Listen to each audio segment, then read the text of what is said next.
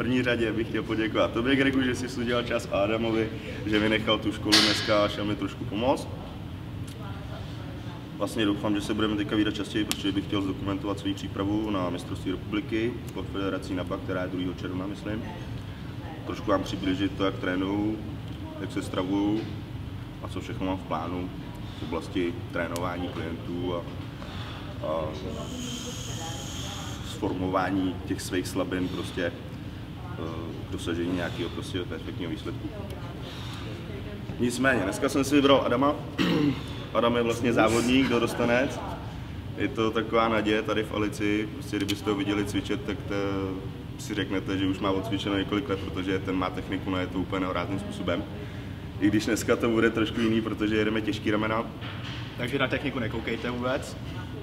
Tak, ne, že nekoukejte, budeme se snažit určitě to odjet technicky, ale mám to daný tak, že týden jedu těžce partii a druhý týden lehce partii, striktně kontrakce, pomalý pakování, z důvodu toho, abych zatížil veškerý svalový vlákna. Samozřejmě dneska ten trénink, když tam bude nějaký cheating, prostě vůbec nevadí, jo? Jinak technicky prostě jezdíme de facto, nebo snažíme se skoro vždycky, ale dneska to bude trošku na úkor. Takže pojďte s náma do toho.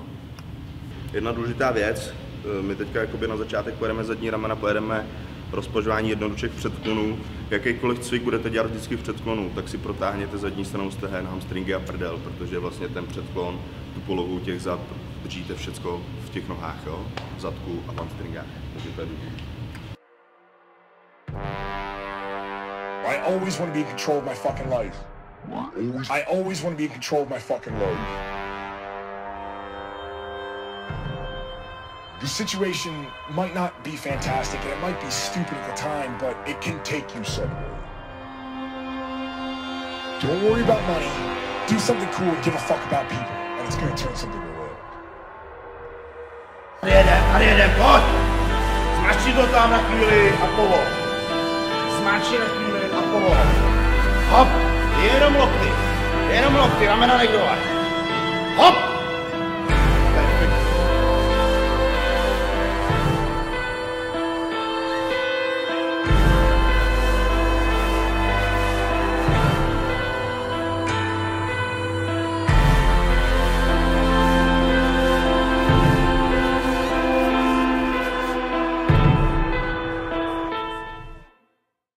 Those rides to and from school were basically parades, celebrating cause we knew we'd make it. Those late night sessions in my bedroom out in Brooklyn started patiently making this foundation.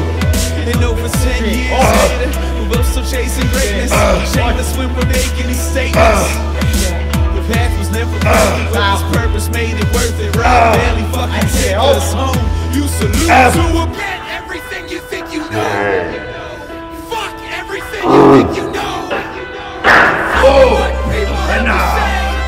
Dvojka, dělej! Třetí, hop! Štítka! Zabe! Bombito, pojď, páté! Ještě 3, dělej, hop! Raz! Pojď! Poslední, pojď do pekla! Hop! Levo nosám! Dokážu. Picture all the people saying people wouldn't love us, but the people tell us that they couldn't live without us.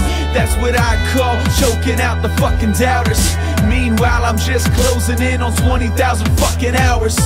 I know myself better than I know the back of my hand. So much so, I'll never be treated like anything less than a man. And I know, I wake up, I'm ready to take on the whole world again. No matter the time or the place, goddamn, will I barely take us home. Everything you think you know. Dělej! Dvojka, hop!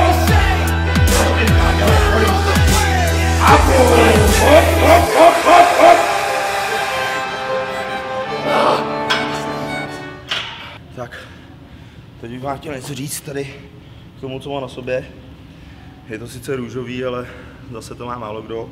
Ten nápis, který se tady skýtá Fitness Family, není jenom obyčejný nápis, ale je to takový motto, naše motto, s kterým bychom chtěli nějak trošku prorazit tady mezi veřejnost. Je to všechno o přístupu, jo.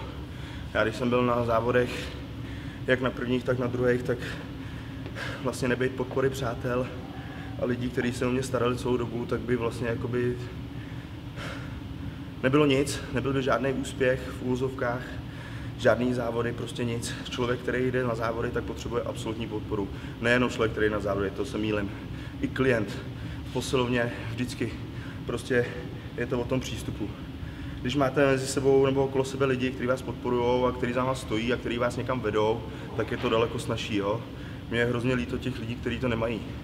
Proto právě jak ke svým klientům, tak i k budoucím, prostě, kteří se ke mně nebo k nám přidají, tak to vždycky bude se 200% přístupem, protože jedno z mých dalších zásad je, už jsem to zveřejnil několikrát, že pokud dáš 100% ty, tak já ti jich dám 200. Jo? Takže to je tady, trička máme takovýhle růžový, žlutý, černý, bílý. Sice je to taková zvláštní barva, ale proč ne? Některý lidi to mají rádi, budete je moct zakoupit na našem e-shopu, který časem naleznete na mých stránkách nebo na stránkách Fitness Family. Takže určitě budeme rádi, když se stanete naší součástí a my vám rádi pomůžeme v tom vašem cíli, ať už jakýkoliv, tak pomůžeme vám v tom nějak dosáhnout. A teď jdem zase cvičit Ádo, viď? Tak jo.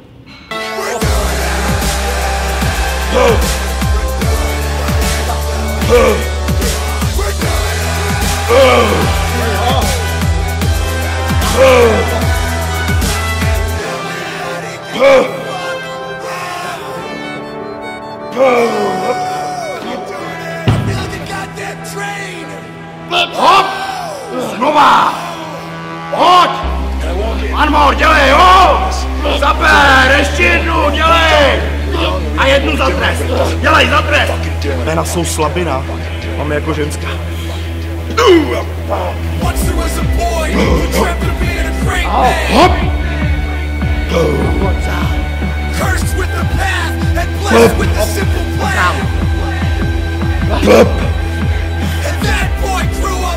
Hop! A ještě! Hop! A ještě, pojď, poslední.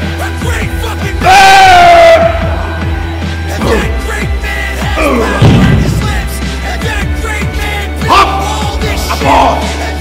A dáme, jo! Jedna, dělej! O! Tři, zaber! Ještě, dělej, ještě jednu! Pojď, hop!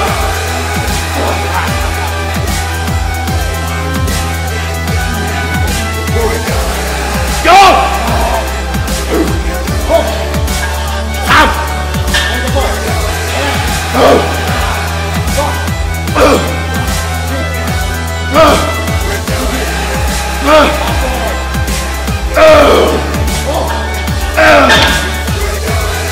Ještě jednou!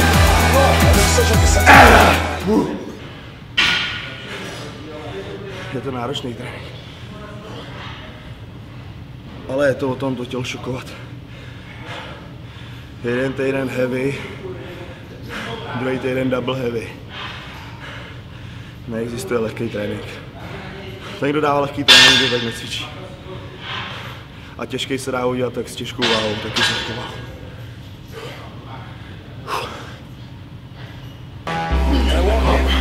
Yeah, we're doing this. We're doing it. We're all pumped up. Super. Dělej, Adame! Zaber! Ještě 3! Hop! 2! A 3. a odbrzdí ho! Cursed with the path and blessed with the simple plan. And that boy grew up, and that boy ran, and that boy became a man. A great fucking man. A great fucking man. That great man has power and slips. And that great man built all this shit. And that great man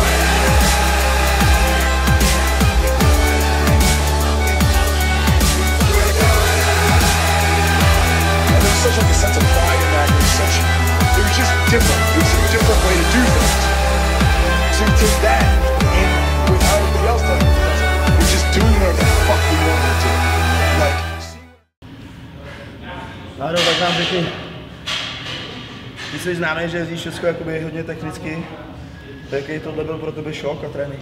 No, bylo to jiný určitě, bylo těžší. Vlastně já ty ramena jezdím lehčí takový, víc technický, že jedu vždycky po prsou, to už není tolik síly. Takže tuto, když byly samotný ramena, takže zase nějaká pořádná změna. Je to šok. Já hlavně nikoho nenabádám k tomu, jako jsem se setkal už několikrát na Facebooku, když tam mě dává nějaký odkaz, nikoho nenabádám, aby cvičil jako já. Já cvičím takhle, protože mi to vyhovuje. Jsem teďka v objemové fázi, takže zkouším věci. Zkouším, co by mohlo fungovat, mám je ten sval šokovat. Takže každý hlavně cvičte tak, abyste se z toho cítili dobře. Ale musí to být tvrdý. To je základ. Ještě jednou děkuju Gregovi, že si udělal čas, protože je to nejlepší kameraman v Čechách a na Moravě. A já díky Honzovi za trénink, bylo to super. Díky, super Adam, ty výborný.